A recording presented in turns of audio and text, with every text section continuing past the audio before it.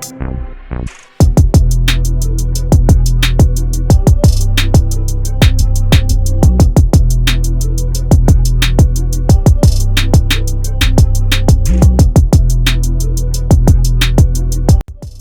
do it. Hey, yo, what it is and what's good, y'all? Welcome back to 280 Plus, the social media podcast where I take the conversations off the timeline and go beyond the tweets. I'm your host, Lowe's Def, and I'm back here with episode, I think 156? Are we 156? Yeah, 156. Yep, got it all right there. We back for episode 156. And for the audience, if you're very new to the channel, hit the like button, hit the subscribe button, hit the share button. You know, somebody that might be interested in the content, and then leave a comment if you want to join in on the conversation. We're back here solo, and yeah, man, some crazy things have happened this week. We've gotten some new entertainment. We got a new movie we're gonna talk about. We're gonna gloss over a new album that just dropped.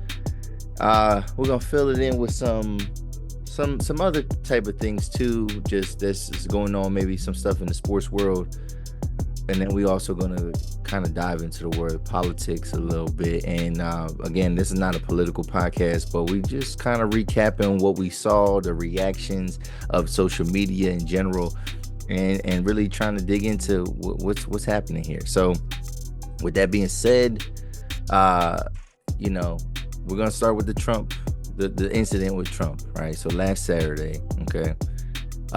So last Saturday, man, wow, let's just say this. We are living in some wild times, like, especially when you think about like history and things like that.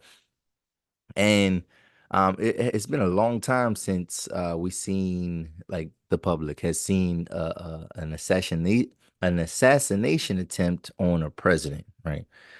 And that's exactly what happened. What was it? July 13th? July 13th. Is that when it happened? Let me just double check my dates here. Yeah, Saturday, July 13th.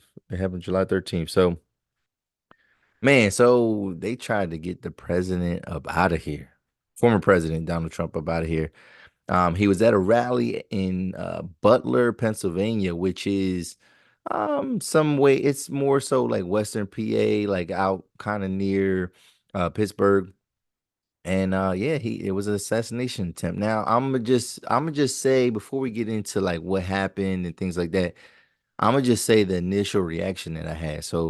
I kind of come to things very skeptical, sometimes cynical. I have a cynical like view on certain things. And when I first, because I didn't see it at first, but I seen people talking about it, and I seen the reactions.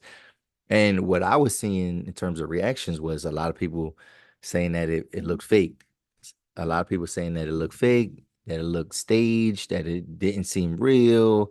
Um, and there was a couple of things that people were pointing out. They were pointing out like they felt like it didn't sound right. Like Amanda Seals, she was one of the first people I seen talking about it. And then there was some people kind of making, I don't want to say jokes, but they was making light of the situation in sense of what it appeared to be. So, like, people criticized the sound of the gunshots, right? And they said that didn't even really sound real. They said that the people criticized the reaction time, and like made it seem like it was off, and like that's how it could be staged. People criticized the blood that just kind of came out of nowhere on Donald Trump. And then people even alluding to, like, if this was staged, maybe he used like a blood pellet that they use for, during Halloween or in movies to make it look like you're bleeding. People also criticized the fact, this just like the security's response to it, and how like they may not have done things that they normally would do in a situation like that. And then and a big thing too that made it look weird, on the surface, was the photo op. You know what I mean? Where it looks like it looked like Trump was like trying to get back on camera, and like, putting his fist up constantly and saying fight and things like that. Like, and I don't know if that's just him being a showman. I don't know if that was authentic, like how he felt in that moment.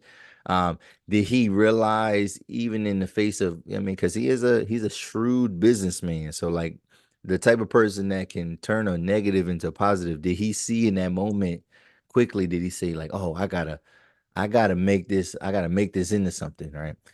So that's what the initial reaction was. And we're gonna talk about him first. The shooter, the legend, the shooter. His even his name was a little bit questionable. So I just kind of took it in stride, right? As I'm seeing it, I'm just taking it in stride. I'm like, okay, like, and I'm like, I'm gonna just do the research because obviously I'm gonna talk about this. I'm gonna talk about this week, but I'm gonna start digging into the research and things like that. And because I ain't gonna lie, I kind of ran with the thought of like, oh, this is fake, this is staged, and then people were like, well, somebody died though. And I was like, oh, okay. All right. Well, it's getting a little bit more real. And then, they got different like simulations and photo vantage points and like, like this man was really killed. And then there was a discrepancy about like whether he got a bullet hit his ear or they said first they said a bullet did hit him. Then they said glass got onto his ear and that's why his ear was bleeding. That part, I don't fully know that. Right. So let's talk about first. Let's talk about the shooter. Um, and his name was Thomas Crooks, right? So I ain't gonna lie, that's a suspicious ass name. You know what I'm saying? Thomas Crooks, coincidental, right? He was just he was described as like a 20-year-old loner. Like he did go to school. He was 20 years old. He did have his associate's degree. He was about to enroll into Robert Morris University for the upcoming fall. And um, when you look back at and they look back at his history and things like that, they said that he was a guy that was bullied, a guy that he liked guns, he would wear a lot of camouflage and things like that. But he wasn't really active in the student body. Like he didn't play any sports or belong to any clubs. Some people say he got bullied. Some people say he did not get bullied. Right. So that's like kind of the description of him. So he does kind of fit the mold in certain instances, maybe of that. They even looked up, because they always look up like a political slant and they wanted to see like where does he stand? Well, what I mean, he was actually registered as a Republican, but then they even look back at like he gave like a $15 donation to some group that was more like left leaning. They even digged into his parents. His dad was a libertarian who was like a counselor, and then his mom also is a counselor. So like, and I'm assuming like dealing with mental health of some sort, which is ironic.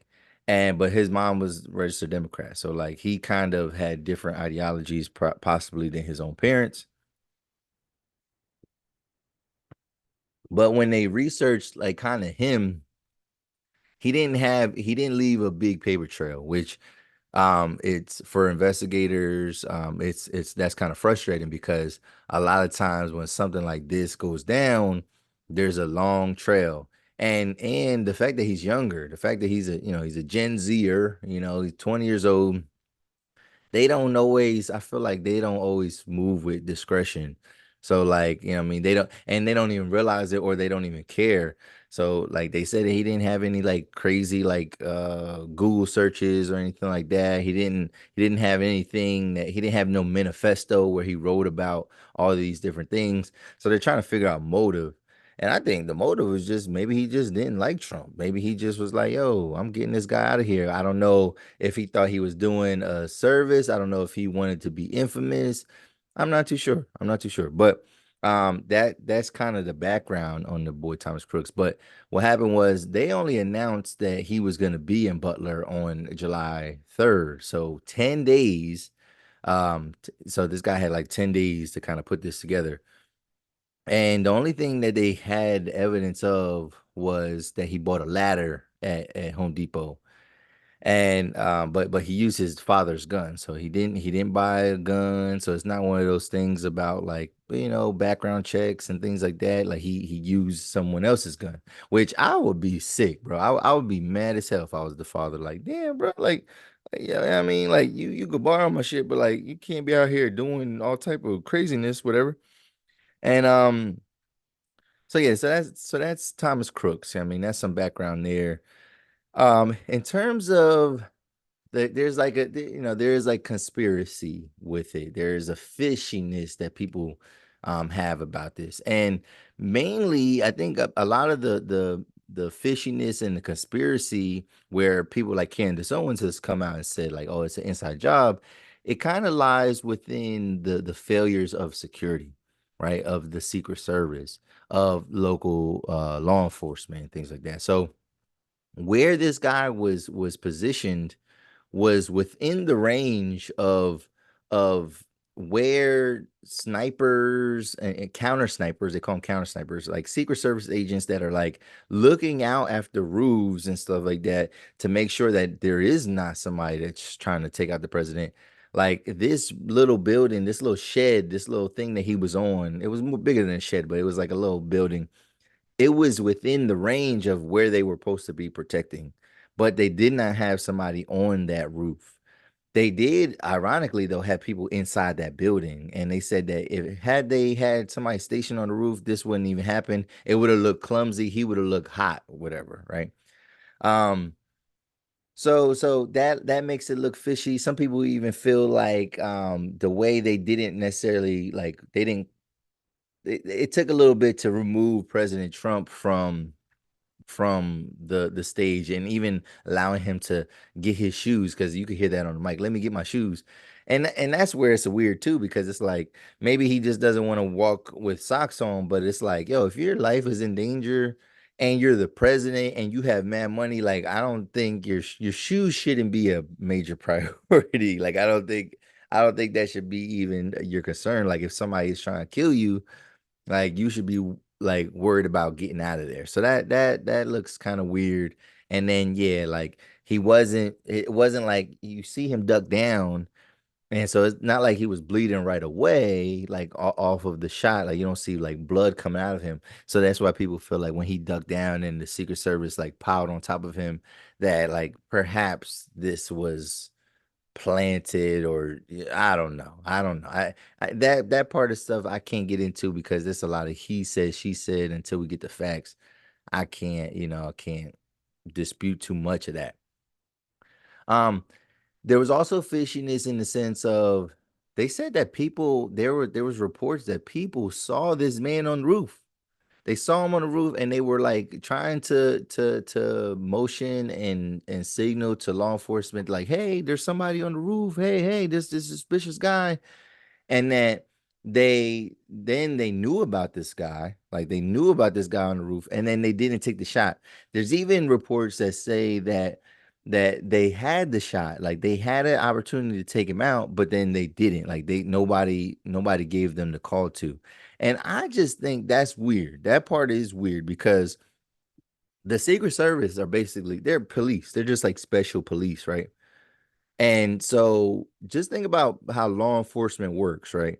If you pull a gun out on an officer, they are shooting you. Like it's not a like a question of like, if you point a gun at a cop, you're likely, especially in 2024, probably in the last 9 years, you know what I mean, since 2015, for sure. I'm not saying that didn't happen before, but for sure, if you pulling out a gun on somebody, law enforcement or what law enforcement is supposed to protect, you are getting shot. So the fact that they seen a man in a sniper position pointing the gun towards President Trump, like the fact that they didn't just take action immediately, no questions asked, like why do you need approval for that? I feel like in a situation like that, I'm taking the shot and I'm asking for forgiveness later because you could spin it however you want, and you could say like, oh, this person didn't follow chain of command and they didn't get permission. I think most people would say you did the right thing. You know what I'm saying? So like I think that is weird that if they did have an opportunity to take him down, why they wouldn't take it regardless of the repercussions, because a lot of times again law enforcement, right, law enforcement, they don't take they don't a lot of times with the public, they don't take precautions and say, oh, I don't know if I should do this, I don't know if I they just act, and then they get absolved later.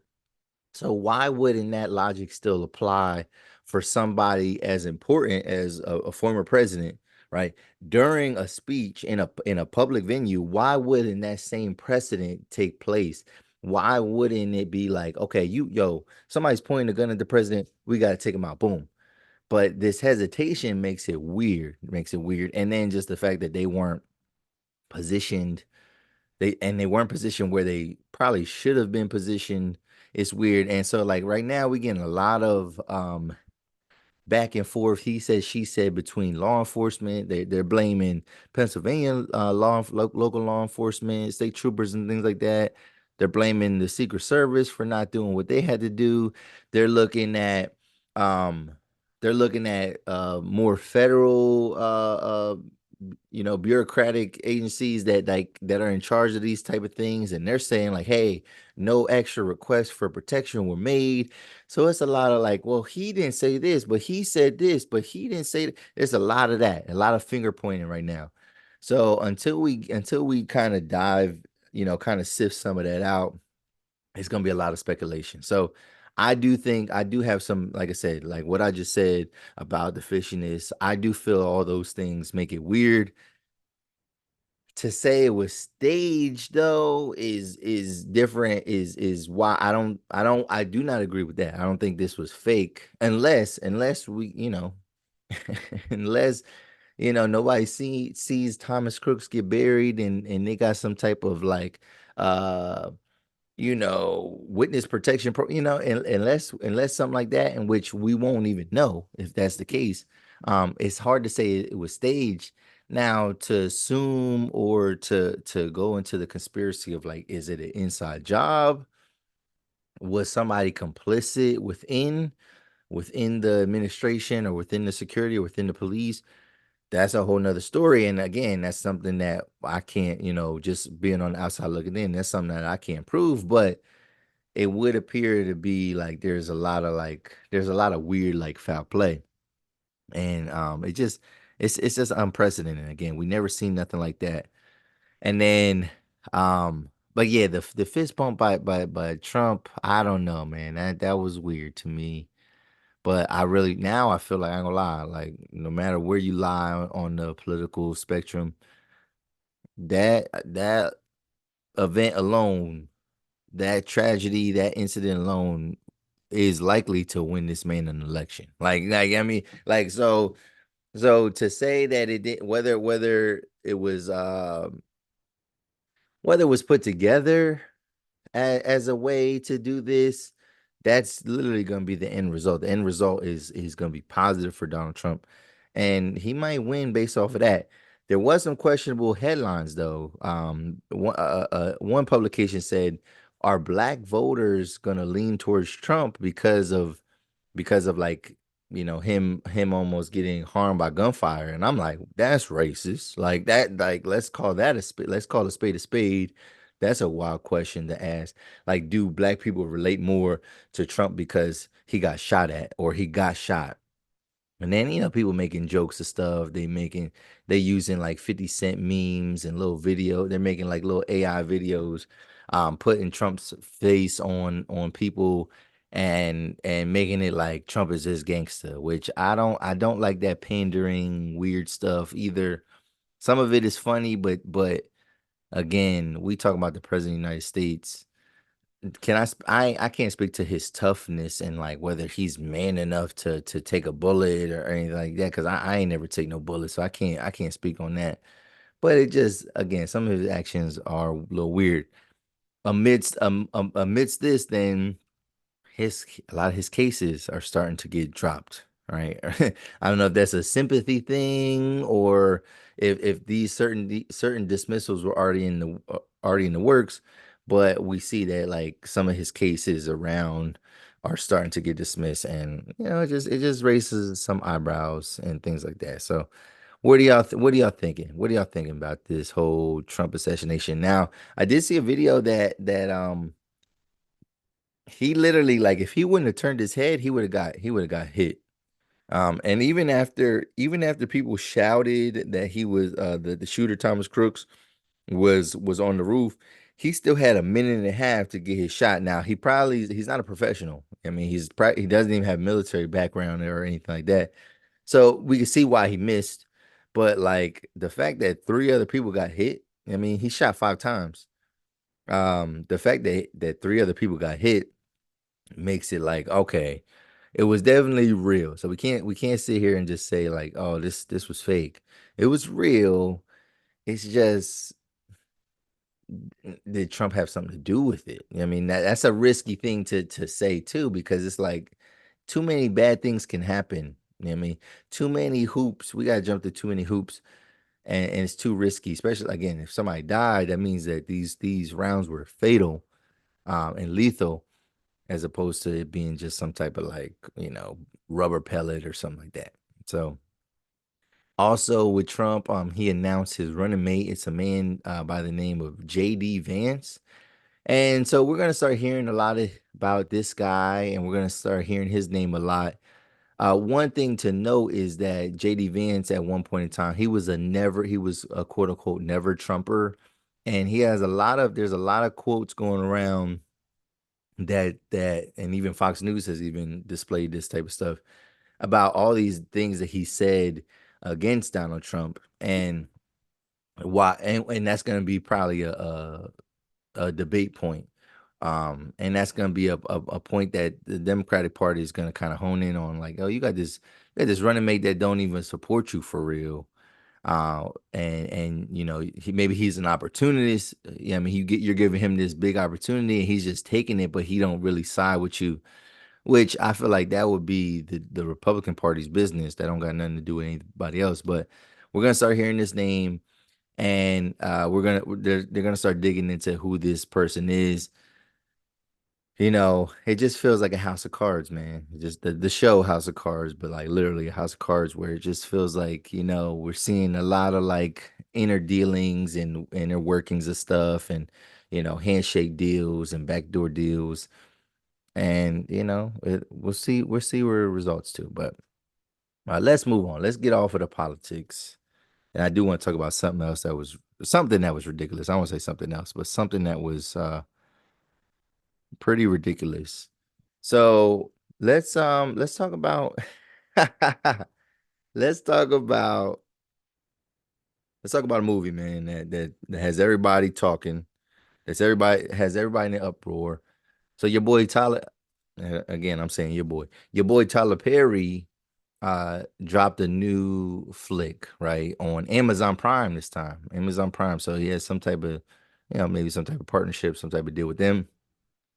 It's called Divorce in the Black. It stars Meagan Good, and it stars Corey Hardrick, right? So is that Tia Mowry's ex-husband now? Meagan Good, the ex-wife of Devon Franklin, and now current girlfriend of Jonathan Majors. Current girlfriend of Jonathan Majors. Again, we'll get into that in a second as well. But all right, I've been on the record. I do not. There's a handful of Tyler Perry movies that I've ever liked. You know what I mean? And I can't even think of those on the top of my head. I would have to see a list, and I would have to dig into it. Like, okay, okay, that Mia Culpa was trash. Like that Mia Culpa that was on Netflix, that was trash. Um, he made some. I don't like any Medea movies. Medea is not my jam. He does have a couple in the midst of some of his works that I've like, okay, like that's tolerable. I could watch that. That's okay. Okay, that's fine. And working through it, right? Um, this movie though, I had to see it. I had to see it. I didn't have to see it at first. I was gonna let it go because I was like, I'm not the type to watch stuff just to hate on it. Like I try not to do that. But then I got notification that like, yo, you gotta watch this. Like, Los, you gotta watch it, and you're gonna see how ridiculous it is. Because the initial reaction that I seen from people just on social media locally, I'm not gonna say by and large, but locally, people liked it, whatever. But Tyler Perry also has a loyal audience, and people just like whatever he puts out. But then, this person like, yo, No, like you gonna watch this and you're gonna laugh. One, it's not a funny movie. It's not a comedy at all, but you're gonna laugh and you're gonna cringe at the same time because it is utterly ridiculous. And this is what I say from the opening scene of this movie. This movie was bananas. This movie is crazy, and we can get into the implications of all this, whatever. But yeah, we can get into the implications of this, whatever. But the opening scene, right, of this movie, and we're gonna give spoilers. If you haven't seen it, go. All you gotta do is watch the first like 8 minutes of this movie. That's like the opening scene. They're at a funeral, right? And it appears, Megan Good is supporting her husband in the movie, Corey Hardrick. She's supporting him at a funeral, right? And this man, his brother died. His brother passed away, maybe killed or something like that. We don't know what happened to him. But then, as the sermon is going on, you start to hear the pastor starting to say like remarks like, and I've been to some funerals, especially where like somebody has died of like gun violence, and I've heard pastors take that as a moment to like kind of not judge the victim, but like just talk about society and like how we need to stop doing this and stop doing that, right? Like I've heard those kind of speeches, right, in the midst of a tragedy. But and it's always a cautionary tale. Like I've heard them even say, like, only if this man could have found somebody, like that type of stuff.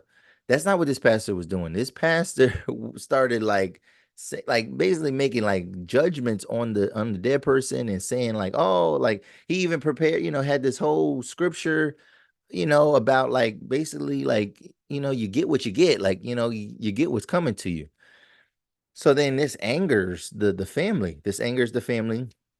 And so the mother, she gets up and like she starts cussing at the congregation. So it's like, all right, this is not like this is crazy, like whatever. She's getting mad. She's using all type of language. They're arguing from the pulpit, like people, even the pastor's wife, she's saying stuff, the pastor's saying stuff. They're going back. They're arguing during a funeral, right? Ridiculous, right? The pastor saying bad things, like terrible things about this victim, this person that he's doing a funeral service for. Another thing, ridiculous, like fake, not relatable, not real, never gonna happen, right?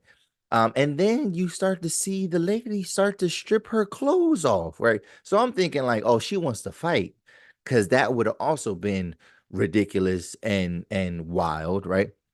But no, no, no, no. She literally like strips down to like underwear, and like throws the clothes and is like, oh, we don't need your hand-me-down dress that your mama tried to give me, whatever. So you have a lady that a black woman, mind you, that basically strips. We see in black. I've been to black churches. I've been a part of the church, right? And you see some things that like don't really make sense all the time. You're like, okay, you feeling the Holy Ghost, and that look on the outset look ridiculous, right? But you ain't never gonna see no black woman taking off her clothes down to her underwear in a church. You're never gonna see that. Whatever. I thought she wanted to fight. She did want to fight, but I thought that's what it was. But no, she's half naked, and then she's like, you know what? You know what? Take his body, whatever. So then the brothers are like, "What, mom? Like, where are we gonna go with this casket, whatever?" And so they go for the casket, and she's like, "No, take him out, take his body out." So they literally open up a casket. They literally open up this casket and they take their brother's body out of the casket and are dragging, and then they're dragging him to the car. They put their dead brother's body, raw body, no damn casket, just raw body, put him on the bed of a truck, whatever. And I was like, yo, if this ain't this is what y'all be wanting to watch when y'all be watching Tyler Perry. Like y'all watched this scene and said, "Oh, this is good. Oh yeah, this is good. I gotta keep like y'all. Are y'all serious? Y'all seriously watched this like that opening scene and didn't say this is ridiculous? Like you didn't, you know what I mean? And to go on further and be like, yeah, that was a good movie. No, that ain't good movie. So here's the thing. When writing drama, I feel like it has to have specific elements, right? Like or you're just being melodramatic. Melodrama it means like intense drama, like over the top drama, which that's where Tyler Perry kind of lives. He lives in that melodrama world. So good drama requires scenes to be intense, like emotionally intense. It requires scenes to be believable. It requires scenes to be relatable, right? And the problem with Tyler Perry and what the dramas that he does right is like, yes, he does fit that cat the first criteria, and all his shit be intense. But it's like over the top. It's over the top. It's too much. It's too much. But like you can do that. You can stay there. But like is not relatable. It's not believable. This would have never happened. This would have never happened. There's not a pastor in America. There's not a pastor in America that would agree to do a funeral service for someone that he maybe disliked, or that he knew he would say something bad, possibly say something bad about the victim or the person he's doing the service for. Like no like most pastors in America would just be like, no, I can't do it. I can't, you know, they might give an explanation, or they might just keep it short and just be like, no, I don't feel comfortable doing that. But they're not. No pastor in America is gonna agree to do a service only for him to desecrate and talk bad about the dead. No black woman in America is gonna strip down naked in her right mind. Which, yes, this lady was angry, but like, come on now, she wasn't slow. You know what I'm saying? Ain't no black woman in America about to strip down naked in front of a church, right? In front of everybody. Like they're just not gonna do that. And then no person in the world, right? No person in the world is gonna take a body out of a casket. Now you're really desecrating the body. Taking a body out of the casket, carry a raw dead body, you know what I'm saying? All embalmed and everything like that. You know what I mean? So he's probably hot, hard, and solid for real. And put their relative in the back of a dirty truck bed, only to bury the brother in the yard later on. None of this is relatable because no one's ever done that. No, that's never happened. None of this has ever happened to anybody. Like nothing that happened in that scene has ever happened to anybody. So it's not relatable. It's not believable because of all those things I said there. But what was it? It was intensely dramatic. And sure, if you like that, if you want, if you I feel like if you like Tyler Perry movies, yeah, you definitely the type that was reading them hood love stories that was all nasty, whatever, and thought like, yo, this will be a good movie. Like, no, that's the Tyler Perry audience there. And it just the movie went on to just be even more ridiculous. Like, I think Corey Hardrick did. I think the actors itself for what they had what they had to do in some of these scenes, I think they did a decent job. Like I think Corey Hardrick does play a good like abusive husband.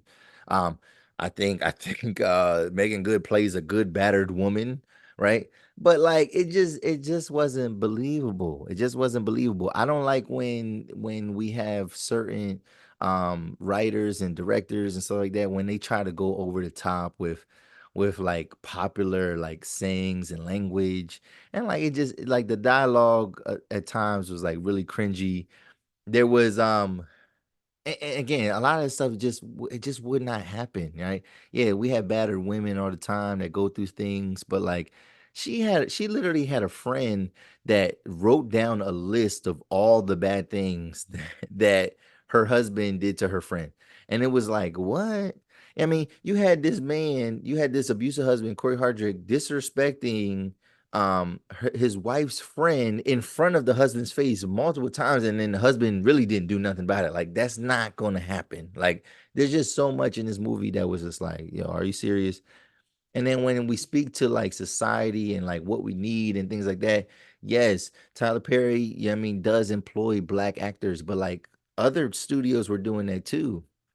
I just feel like, and I've said this before, is the it's the almost the death of Black American cinema, right? Because now Tyler Perry is the only show in town for real. He's really the only, he's the main director, and it feels like Hollywood just looks at it like, well, y'all don't, yeah, I mean, I guess you guys don't really need us anymore. You could just do your Tyler Perry movies, and then now all these good roles, all these lead roles to these big role, to these big shows and movies are not going to Black American actors. Shout out to the brothers from the UK that are getting the brothers and sisters that are getting these roles from the UK, but it's like we're not cultivating good acting and good, and we're not getting good roles because, you know what I mean, we got, because it's like we're relegated. It's like, well, you can go ahead, go do your Tyler Perry movie, and you know, Denzel Washington, I'm gonna shout out to John David Washington because I think he's a solid actor.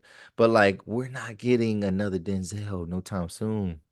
We're not getting another Morgan Freeman no time soon. We're not getting another Samuel L. Jackson no time soon. Not with the way cinema works, and again, if all we doing is Tyler Perry movies, it's not gonna get there. It's not gonna get there. So um, Rotten Tomatoes, at least at one point in time. Let me see. I'm gonna see if it's still accurate, if that still applies. But Rotten Tomatoes, they had the critical rating for this movie was a zero, was a 0%. Now, some people are like, "Oh, Rotten Tomatoes don't mean nothing, don't mean nothing." So this is what y'all fail to realize, that Rotten Tomatoes doesn't even require. It's a very simple thing, right? In terms of, it's not like people are like purposely giving this 0 stars or anything like that. No, Rotten Tomatoes is like, it's a thumbs up or thumbs down, right?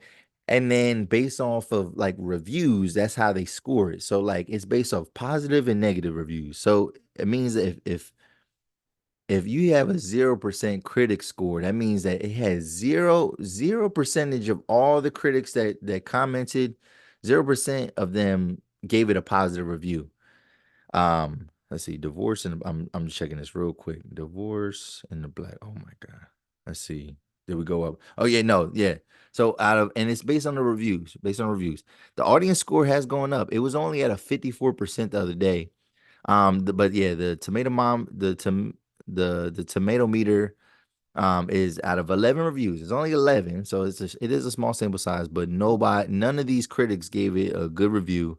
The audience score is at a 70%, 3.7 out of 5 typically. It was at 54%. And this has nothing to do with it being like a black platform or anything like that, because I'm sure, unless we can just double check here, the people that gave these 11 reviews were black people. These were black critics, because white critics don't watch movies like Divorce in the Black.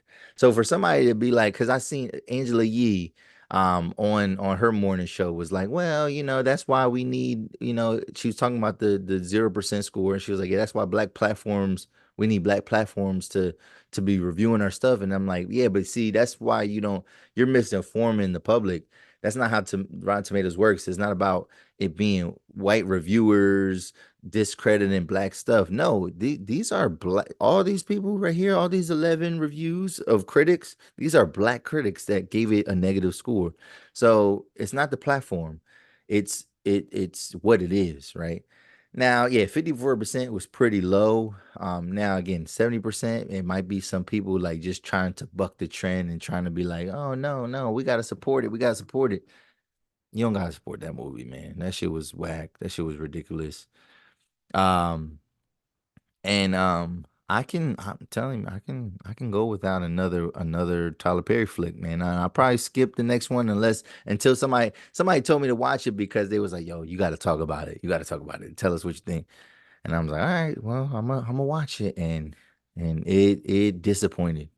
It did not disappoint in the sense that it disappointed. I mean, I was laughing. It was funny. The movie was ridiculous to me. I laughed at many parts of it.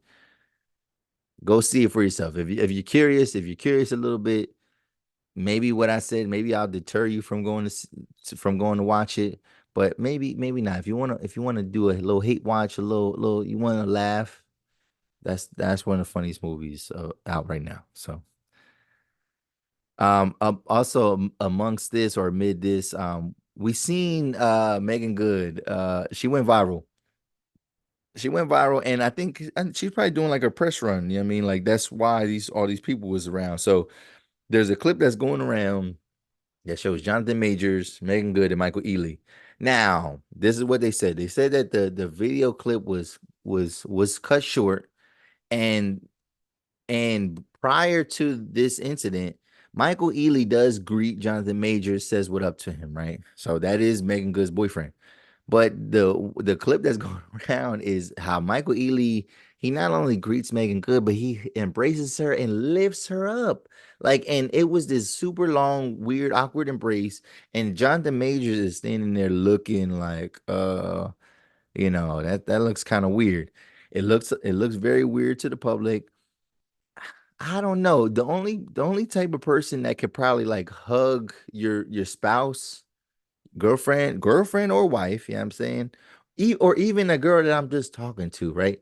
Right? Yeah, I mean, even if we just kind of dating, the only person that can come up in front of your face and hug her in that fashion is probably a relative, like maybe a dad, a brother, a close cousin, an uncle, maybe. I don't know, maybe because then maybe that gets weird. A grandfather, right? But like a male friend can't do that. Like you cannot, you can hug my girl, but you can't hug her and lift her up, bro. An ex can't do that. A former colleague or coworker can't do that. Like I just don't see any instances where that's cool, whatever. And it looked like they look like they have a history in terms of acting together, but like it made it look like y'all probably got like a intimate history that don't nobody know about. And what I was gonna say, which I kind of alluded to early on, I still don't think that this is a real relationship. Like Jonathan Majors and Megan Good is not, they are not, it's not a real relationship. It was for appearances. He was a perfect rebound for her after her divorce, you know what I mean? So she didn't want to be in the public light, as a divorced woman, whatever. So now she got a man. And then he was going through his domestic violence case with a white woman. So like what's better than to have a black woman, yeah, I mean, an attractive black woman at that to be at your side, yeah, I mean, supporting you. So I still think this is a publicity stunt. And there was a reporter or paparazzi that asked Jonathan Majors, like, "Oh, yo, are y'all about to get married? Y'all gonna pop the question?" And he was like, "Yeah, sure, yeah." Like I probably, and like it seemed forced. It seemed fake. Even that where either she was disrespecting him, um, either also or he didn't feel comfortable intervening into that interaction with Michael Ealy, or it's the fact that that's not really his girl. That's not they're not in a real relationship to where he's like, ultimately I can't say nothing. He couldn't do nothing on camera too crazy because that would have been another viral moment. But at the same time, and apparently Michael Ealy did greet him and say something to him beforehand. But the picking you up, hugging you, picking you up is like he might as well have like, I mean, picked up her legs and gripped her ass. Like he might as well have he might as well have just done that. And it would have been the same kind of results, man. Same kind of talking points. But what do y'all think, man? What do y'all think? What do y'all think about the movie? And then what do you think about that Megan Good, Jonathan Major stuff right there? So um yeah, I got a couple more things and we're gonna wrap this up. We're gonna come to an end pretty soon. So the summer league, NBA summer league is underway. And Bronny, he's played in a couple games, and like a couple of his games, he hasn't had the best showing, whatever. And it is an opportunity for people to kind of pounce on it. Now, again, remember, if he didn't do good, right? Remember, he is the 55th pick, right? So I don't think it's expected for him to be great. I mean, is the criticism warranted? Sure. I think you're allowed to criticize any player for their play on the court. But then there's now comparison. And I don't know if people are cherry picking stats or whatever, but like they're showing the guy Alexander Sarr, who was he the first pick? Well, he was the number two pick, Alexander Sarr, and how in his last game he went 0 for 15. He might have had like 8 rebounds, whatever, but he wasn't playing too well. And then so now people are like, "Oh, why aren't y'all saying nothing about him? Why? But y'all want to focus on Bronny. This guy was a higher pick than him, whatever." And what I say to that is the fact that, um, I think the NBA for any young person, it is a learning curve. Uh, the guy Alexander Sarr, he deserves probably more criticism. You know what I mean? But like that's not the for my thing is this is like if y'all want Bronny to get support, he's gonna have to earn his support. He doesn't get support just for the fact that other players are playing worse than him. Like that's not the bar that y'all want to set, right? If y'all want people to support Bronny, you can't base it off a place of a deficit, right? So you can't say, well, yeah, y'all should support Bronny because he's not as bad as this other person that got drafted higher than him. Like, yeah, y'all saying Bronny's bad, but this guy's worse. Like that's not where that's not how you want to compare them to, right? You want to compare Bronny to somebody based on the good that Bronny is doing on the court, not based off of how how he's not doing worse than somebody else, right? So again, I think it's a weird thing that we're doing with sports media sometimes, and we're having weird arguments. And sure, Bronny can be your guy, and you can hold out and say like, yeah, watch, just wait and see. It's gonna turn around. He could develop. Then stay in that lane. Even if people are hyper sensitive and like being hypercritical of Bronny, that's just a name. That's gonna be the name of the game because of his namesake. Because there are a lot of people that feel like he didn't even earn being a 55th pick, what does it mean to be a 55th pick? Again, we talked about that a couple weeks ago, but it's like, it's not that serious. So moving on, moving on, moving on. Just some rap stuff, and then we're gonna call it a day, man. We're gonna call it a day. So I just heard a dope Big Sean freestyle on the If Your Girl Only Knew beat, the Aaliyah beat. I didn't know that Aaliyah was from Detroit because in the beginning of the track he say, "Oh, Detroit legend for real," you know. Uh, Big Sean smoked it. Big Sean smoked it.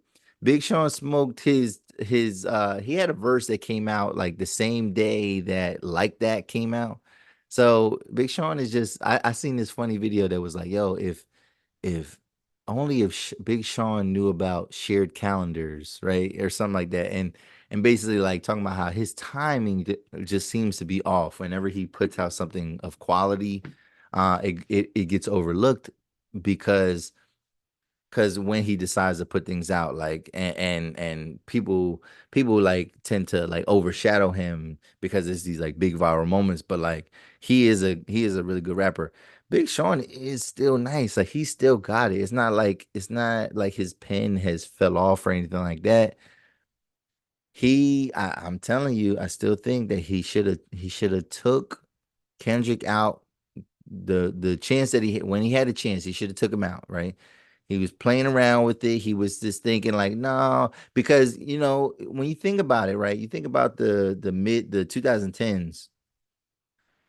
No, I can't say it was a time of peace because we did have Drake versus Meek, and then we did have Drake versus Pusha T. But like I think around that time, I think there wasn't a lot of like beefing, so I think Big Sean just felt like, no, it's okay. Like we don't gotta beef. Like we don't gotta beef with each other to elevate each other or for any of us to grow. We don't need to talk down on somebody. And I think that's the approach he took.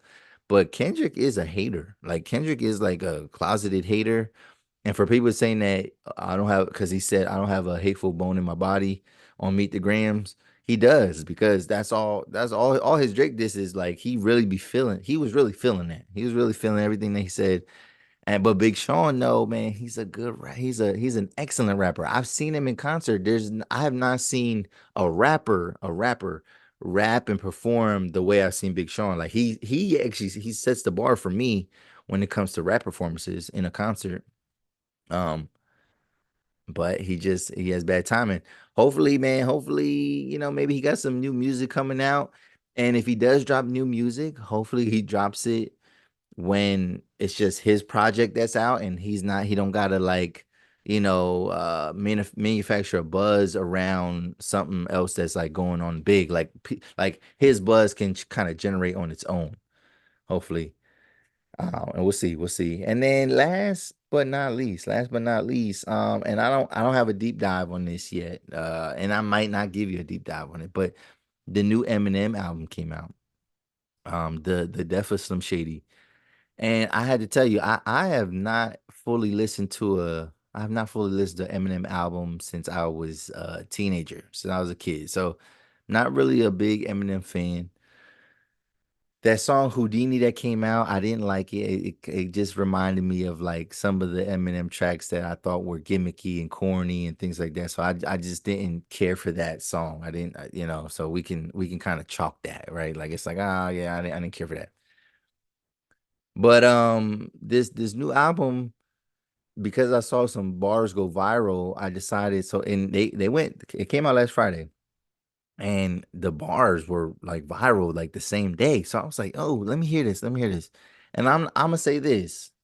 I haven't, since I don't check for Eminem, I can't say that, and unless something goes viral and people are talking about it, I haven't really checked for him. But like I actually listened to this whole album one time, I mean, kind of driving and things like that.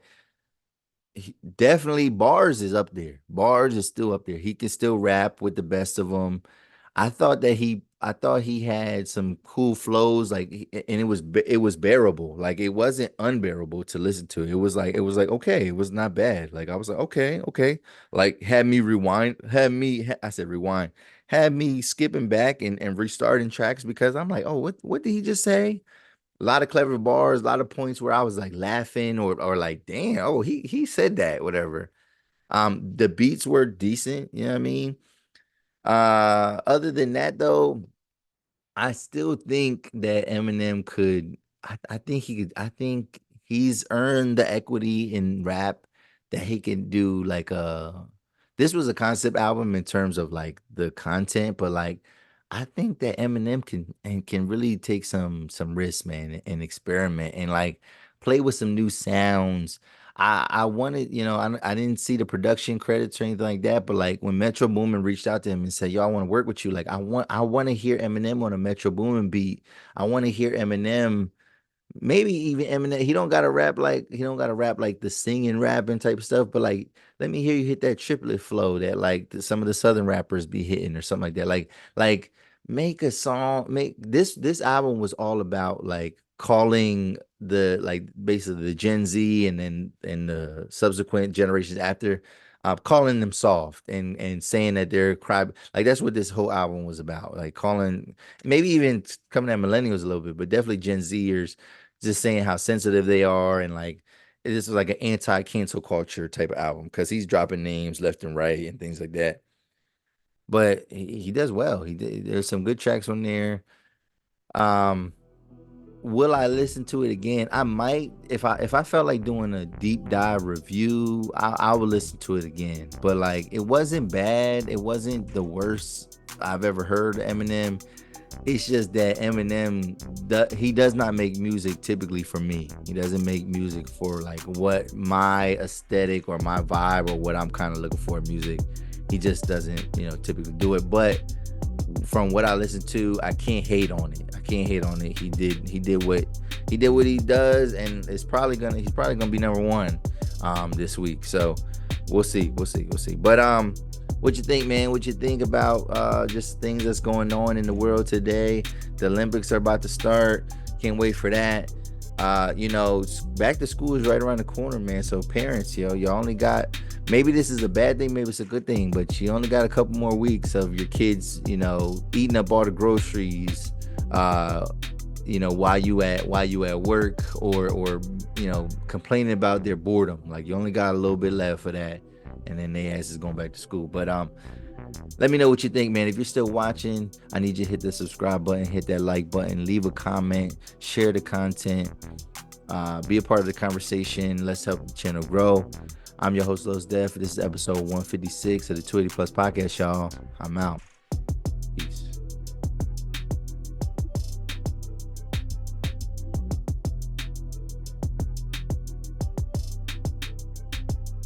Peace out.